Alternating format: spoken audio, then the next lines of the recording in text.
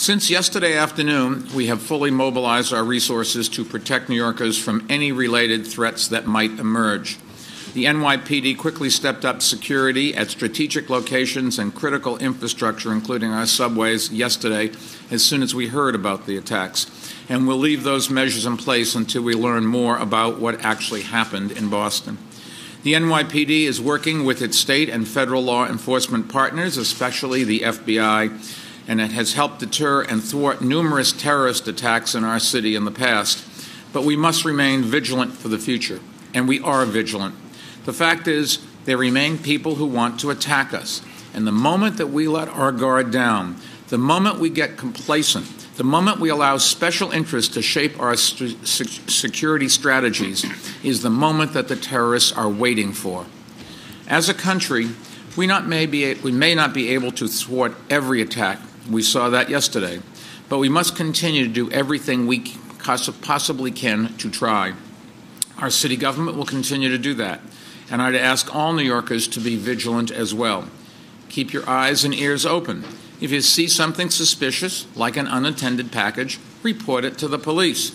And make sure that you receive news about and alerts related to any emergency situation, as well as non-emergency situations like interruption to city services, by signing up for Notify NYC, which sends free alerts via text, email, or phone calls. You can sign up for Notify NYC by calling 311 or visiting nyc.gov. There are no specific threats against New York City, but in the aftermath of the horrific day that Boston experienced, we prepared as if yesterday was a prelude to an attack here in New York, and that indeed has been our SOP, our standard operating procedures since 9/11. We reevaluate our deployments. We added resources where we thought they were necessary. We've been doing that since the attacks in London and in Madrid. We use both our intelligence analysis capability and just common sense. Yesterday, we redeployed our critical resources, our CRVs, as we call them, to hotels for the most part. We also patrolled houses of worship. We'll continue to do that, and significant infrastructure locations in the city, iconic potential targets, Rockefeller Center, Empire State Building, locations such as that. As the mayor mentioned, we have increased our coverage in the subways. We have the second largest transit system in the world. 5 million people a day travel that system. We're doing bag searches in the system, and we have increased that somewhat.